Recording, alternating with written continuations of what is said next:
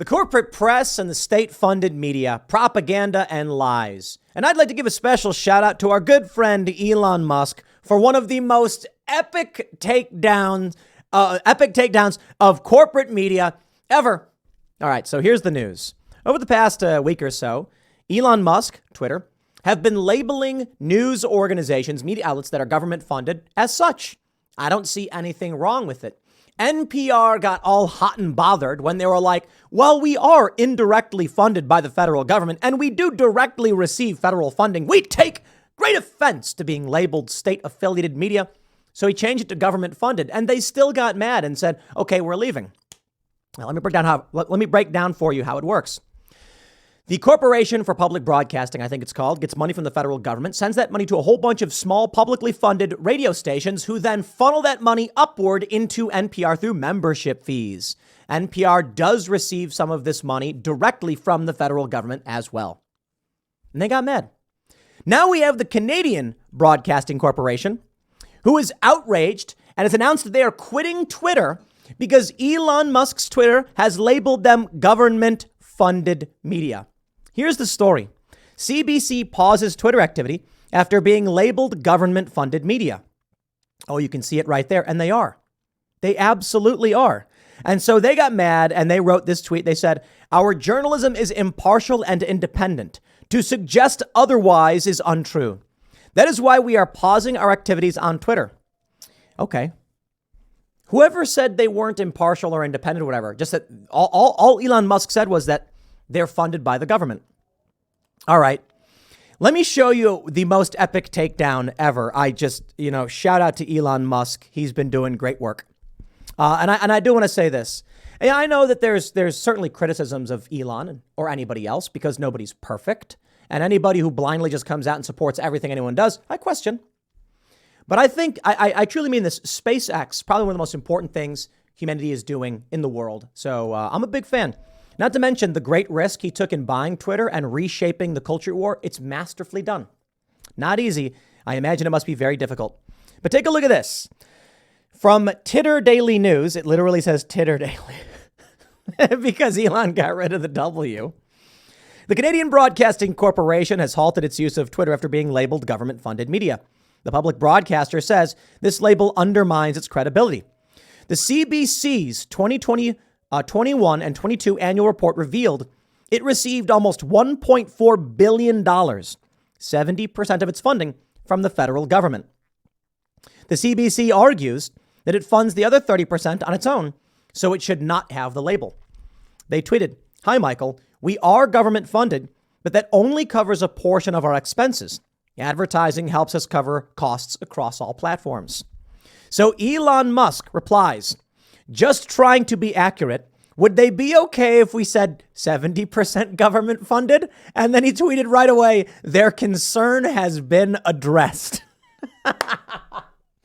It now literally says under the @CBC Twitter handle, 69% government funded. So here's the first thing he did. It said 70%. Let me see if I want to actually pull it up to show you that it really is there. Elon actually did this.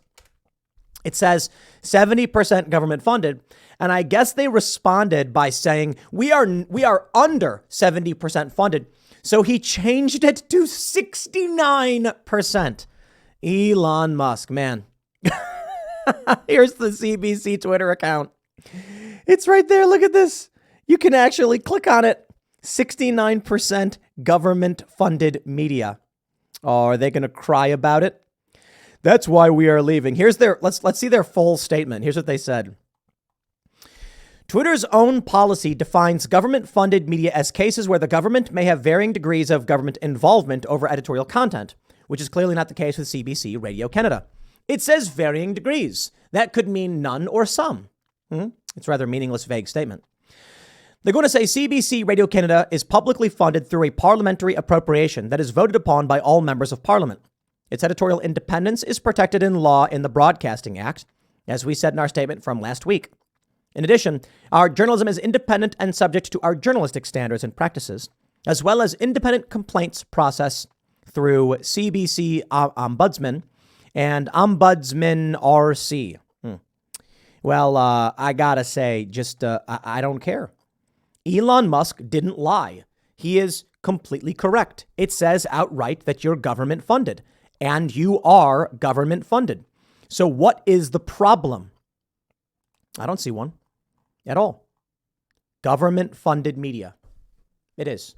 You see, the issue is that these organizations are propaganda arms for narratives, that they are subsidiaries of government, period. They do not exist without government funds. And they always try to play this game. They play this game where they say, we are editorially independent. We don't need that money, blah, blah, blah, blah, blah. You know who butters your bread? So here's what happens.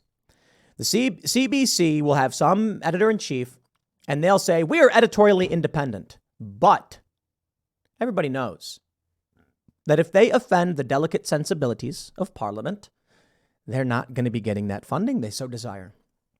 Now, imagine you're an executive at the CBC. What are you getting paid? $500,000 a year? Yo, these people are suckling the government teat. And that's all that matters. You can trust them or not trust them. That's up to you. Elon didn't come out and say the Lugan press or anything like that, the lying press. He just said government funded. And then everybody loses their minds. NPR, PBS. The corporate press, in my opinion, shout out Michael Malice, is the enemy of the people. Donald Trump used to say that the press was, but he was referring to the fake news, the corporate press. They lie, they cheat, they steal. It's all they do. They manipulate. They put pressure on independent channels. They lie about Elon. And I think this may be what helps Elon Musk wake up to what's happening in this world. And boy, have they awakened, quite literally, a sleeping giant in Elon Musk. You know, I imagine it happened all so long ago. Elon launches Tesla and they say he stole it. He's a liar. And he's confused. Why is it that he's innovating electric vehicles? And I gotta say outright, I've done my research on electric vehicles and no smoke. Like, I'm not trying to blow smoke up anyone's butt. Yo, Tesla is substantially better than all the competition. That's why I got one. I have a gas car. I have an electric car for short distances. And then I have we can use the Tesla for longer distances, but I think it's easier to use gas. I got no problem with that. But it is better.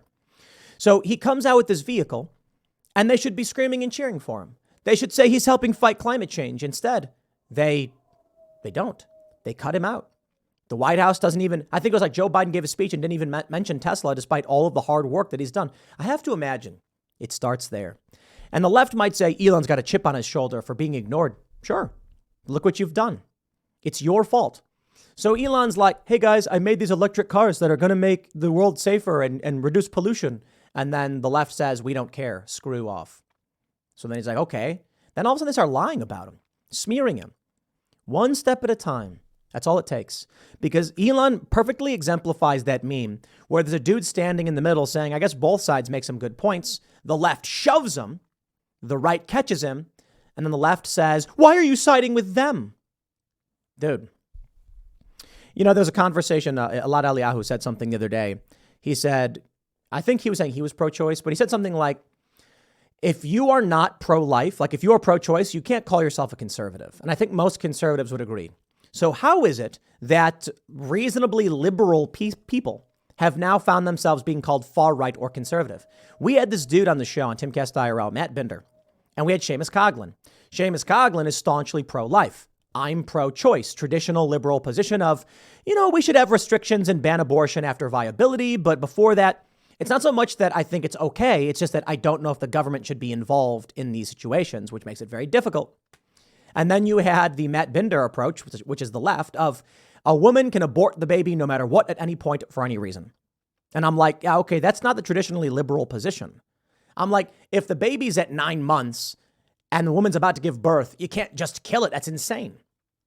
So how is it now that I'm in this situation where we're arguing and he's calling me right wing and I'm like, dude, I'm pro-choice. Like, I don't even know what to tell you, man. What world do these people live in? Seamus was like, I'm going to stay out of this one. This is between you guys, a liberal and the left, I guess. That's where I think Elon Musk is. He didn't lie about the CBC. He just said they're funded by the government. They got mad. He said, okay, it's 70% funded by the government. They say, I quit. I quit. How dare you? Uh-oh. The truth got out. That's all it is. Now people will see that there is a bias in the CBC, and of course there is. They like to come out and say that I'm biased. For what? My audience? The people who are customers? So weird, isn't it? Sure, I guess. Viewer-funded media. The government funds these news outlets, and then they act like it's an affront to their character or something. You know what, man? Good riddance to a bad problem. Shout out to Elon Musk. Also, I'll point this out. You may have noticed that in the replies, it says subscriber. Yeah, Elon Musk subscribed and followed my Twitter account. So, you know, I got to say, man, maybe I should just reach out to him and ask him, but I got a bunch of ideas for stuff that I would love to do with what we're building and Twitter. We've talked about possibilities of doing Timcast IRL multi-streamed onto Twitter and stuff. And a lot of people have pointed out, you know, Rumble is an opportunity and all that. Yeah, I hear you. Rumble's great. We use Rumble for Timcast.com for our members only show. We upload all of our videos to Rumble because I think Rumble's extremely important. But I actually think that if we were going to multi-stream, like take Timcast IRL, take the exclusivity from YouTube and put it somewhere else, I think Twitter is the place to be. I really do think so. If we did, let me put it this way. I don't know if Elon Musk can afford it. I mean this seriously. Twitter, it's very expensive. But imagine if you could do Twitter Spaces with video. There's an opportunity there, Elon. I'm saying. Timcast IRL, Monday through Friday, 8 p.m. Eastern time, live on Twitter with video. And imagine what we could do. I've got 1.5 million Twitter followers. Make it happen, Elon. Maybe I should just ask him because that would be incredible. And I think that's a great path forward, especially with how they've got the subscriber option being built already. Look, man, Twitter may be a potential rival to Rumble even. But I'll put it simply this way. I think Rumble is the key player right now in challenging YouTube, not Twitter. I would prefer it if Twitter was, but Twitter can be. Twitter is an option right now. And Twitter is one of my main bases in terms of posting nonsense. Let's make it a better platform for video, Elon. I'm here, man. I would love to see it happen. And the fact that Elon is calling out the corporate press, I dig it. I'll leave it there. Next segment's coming up at 6 p.m. on this channel. Thanks for hanging out, and I'll see you all then.